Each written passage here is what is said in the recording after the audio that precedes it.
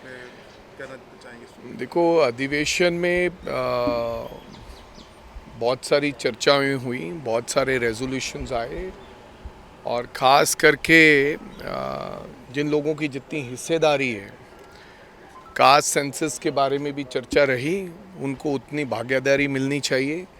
ये तमाम सी चर्चाएं रहीं लेकर वक्फ बोर्ड का जिस तरीके से जो पार्टी ने अपनी और इंडिया ब्लॉक ने अपनी राय रखी है और जिस तरीके से माइनॉरिटीज़ को मारने का काम हो रहा है उसके बारे में भी चर्चा रही। किसानों के पक्ष में एमएसपी की गारंटी के देने के बारे में भी वहाँ पर चर्चा रही है। तमाम सारी चर्चाएं रही।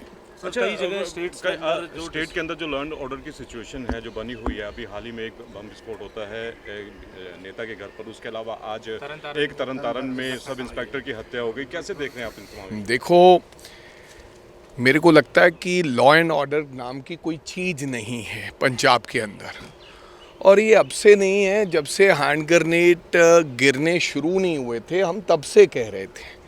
आदरणीय देश के गृह मंत्री ने भी इसके बारे में एक बार अपने मुंह से टिप्पा टिप्पणी की थी कि पंजाब में लॉ एंड ऑर्डर की स्थिति ठीक नहीं है।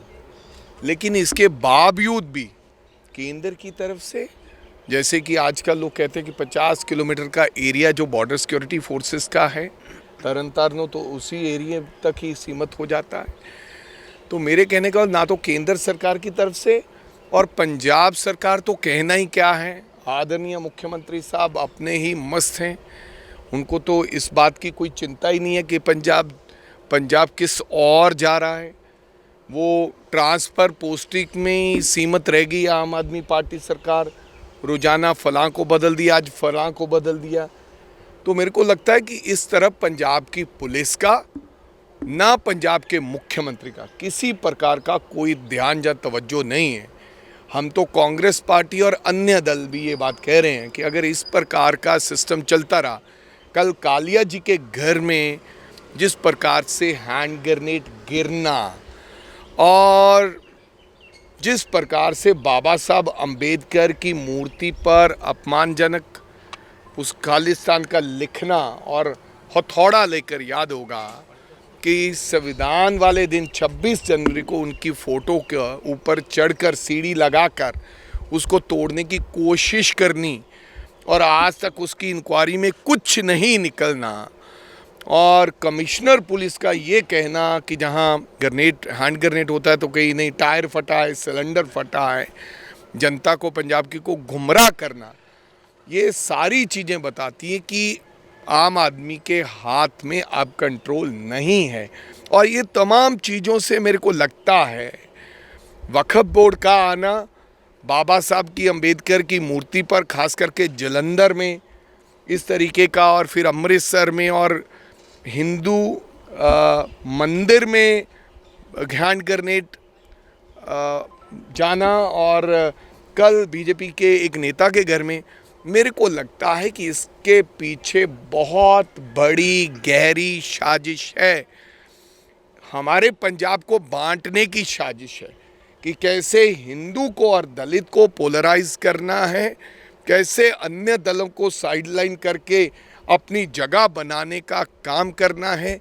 ये गंभीर राजनीति जो पंजाब के साथ हो रही है, मेरे को लगता है कि ये चिंता का विषय है। जनता को, हम सब लोगों को मिलकर इसके ऊपर काम करना चाहिए। पॉलिटिकल पार्टी कर रही है या फिर कोई एंटी जो? देखो, मैं कुछ कहूँगा तो मेरी बात का बहुत ज़्यादा बतंगड़ बन जाएगा, लेकिन इससे समझ क्या आ रही है? आप बताइए क्या समझ आ रही है आपको? कि खास करके आज तक नहीं हुआ, अभी क्या इतनी हो गया कि बाबा साहब अम्बेडकर की फ़ोटो के ऊपर खालिस्तान लिखने जाना? मेरे को लगता है कहीं ना कहीं इनसिक्योरिटी पैदा की जा रही है दलितों के बीच, हमारे भाइयों के बीच और हिंदुओं के बीच, कि भाई आप सुरक्षित नहीं हो, इन हाथों में आप ठीक नहीं रहेंगे।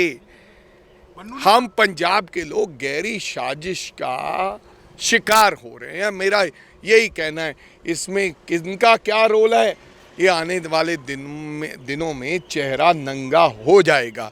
और जिस व्यक्ति ने भी पंजाब के साथ ऐसी साजिश करने की कोशिश की है, जिन लोगों ने, जिन पार्टियों ने, जिन सरकारों ने, उनका पंजाब के लोगों ने उनको छोड़ना नहीं है, क्योंकि पंजाब एकता का प्रतीक है। यहाँ पर हिंदू, मुस्लिम, सिख, ईसाई, दलित हम सब इकट्ठे रहते हैं। ये उत्तर प्रदेश या और कहीं का वो राज्य नहीं है जहाँ पर हमें कोई आपस में बांट सकता है। यहाँ मैं हिंदुओं की बात करता हूँ, मैं मंदिर में जाता हूँ, मैं मस्जिद में जाता हूँ, मैं गुरुद्वारा में जाता हूँ, मैं गिरजाघर में जाता हूँ। यहाँ पर के लोग मॉडरेट सोच के मालिक हैं। इन्होंने देश की बात की है, इन्होंने हर व्यक्ति की बात की है। इसकी जिम्मेदारी गुरपतवंत पन्नू ने ली थी और कल भी उसने एक वीडियो जारी किया और यहाँ मोहाली में भी अरे पन्नू जो है फ्रॉड, बाबा साहब के बारे में बहुत आपत्ति देखो फ्रॉड है, बेकार है, किन के कहने पे इशारे पे काम कर रहा है वो, उसको तो देश में आना नहीं है।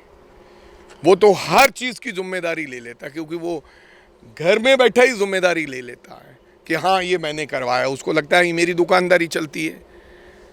मेरी अपनी दुकानदारी चलाने से वो व्यक्ति अपनी ये तमाम सी जिम्मेदारियां, गलत जिम्मेदारियां लेता है। तो मेरे को लगता है जिम्मेदारी किसी लेने व्यक्ति से बात नहीं बनती।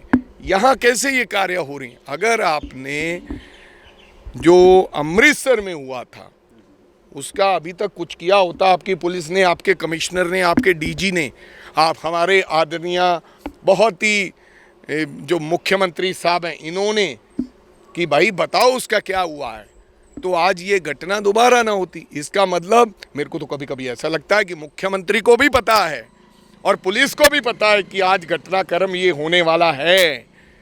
ये मैं मूसेवाला के मर्डर से कह रहा हूँ कि जब मूसेवाला का मर्डर यहाँ होता है, पकड़ती दिल्ली पुलिस है, वहाँ के व्यक्ति को यहाँ लाया जाता है, यहाँ से आदमी भाग जाता है पुलिस कस्टडी में, तो पकड़ दिल्ली पुलिस लेती है। ये हो क्या रहा है? तो जिस प्रकार से अभी तक भी उन लोगों को उनको सुरक्षित रखा गया है, जिन लोगों ने ऐसे कांड किए, तो फिर दाल में कुछ तो बड़ा काला है। एक वड़िक साहब सुखजिंदर सिंह रंधावा ने लेटर लिखा केंद्रीय गृह मंत्री अमित शाह को, कहा कि इसमें इंटरवेन करें, लॉ एंड ऑर्डर सिचुएशन जो खराब हो रही पंजाब में।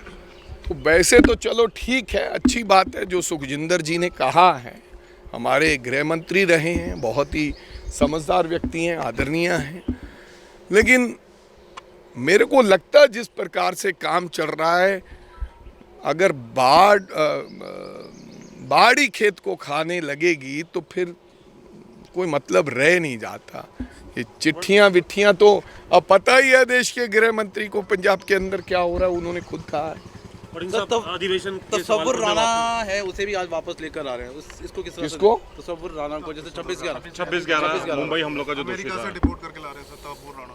पता नहीं राणा को लेके आ रहे हैं कि कैसे है, कब लेकर आएंगे, क्या है। अच्छी बात अगर लेके आ रहे हैं। हमने तो कहा कि राणा को तो ला सकते हो, लेकिन जो पंजाब वाले हैं, पंजाब में ये सारा गैंगस्टर या गैंगवार, इनको क्यों नहीं लाया जा रहा है? इनको क्यों सुरक्षित अपने प्रदेशों में रखा गया है? इनको क्यों सुविधाएं अपने प्रदेशों की जेलों में मिल रही हैं? इनके लिए ऐसे गहरे क्यों कानून बनाए गए हैं कि इनको कोई अब प्रोडक्शन वारंट पर लेकर ही नहीं जा सकती और कोई स्टेट, ये हमारे पास सुरक्षित रहेंगे? ऐसा क्यों हो रहा है? अच्छी बात है राणा को बुलाओ, लेकिन दूसरों को क्यों नहीं बुला रहे हो? क्या ये बात तो आपके भी कह रही है मैं सब।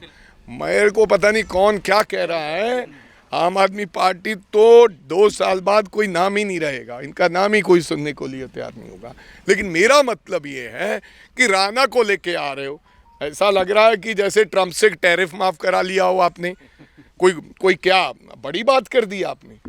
जिन्होंने गुनाह किया है, जो गुनहगार हैं, जिन्हें इस देश को तोड़ने मारने का काम किया, उनको आप लेके आ रहे हो, तो फिर भी आप सीना चौड़ा कर रहे हो। तो भैया पंजाब वालों को, इनको भी बुला लो। जो हाँ, बहुत से ऐसे लोग